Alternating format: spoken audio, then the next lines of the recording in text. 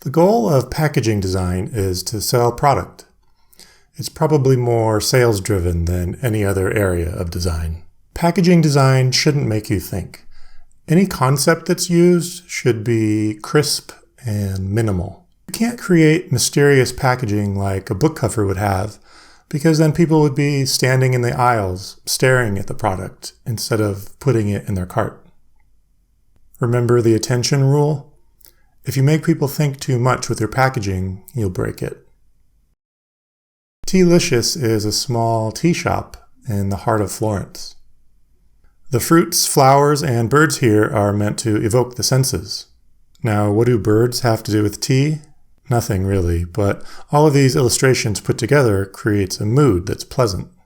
And a pleasant mood might lead to an impulse buy.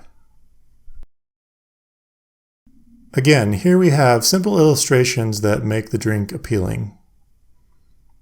The types of fruit match the flavor.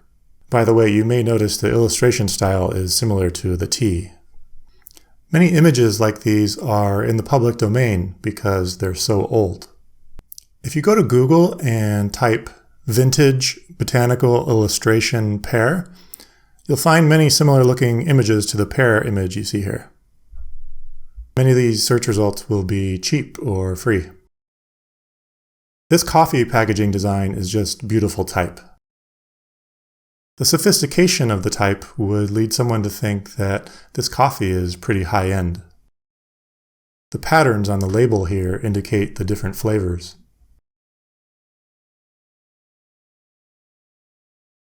Bellwether Farms makes high-end cheese in Sonoma, California.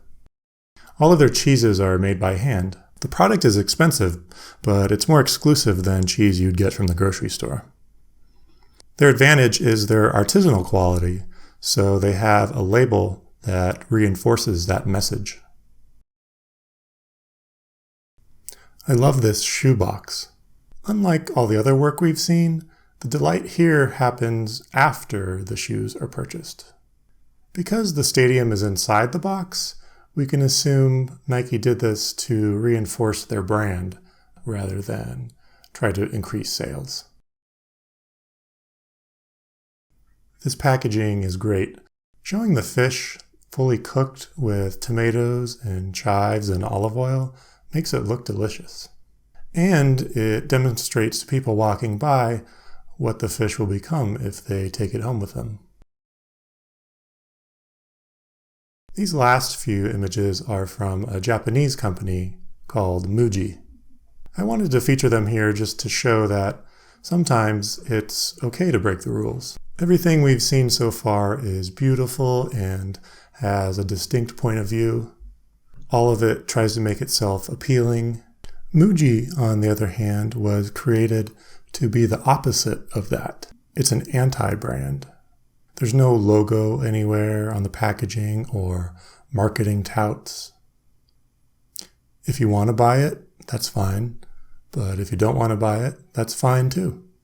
Muji works because it's so different from everything else out there.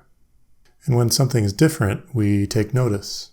If this were a sorority party, Muji would be that quiet, earnest girl in the corner.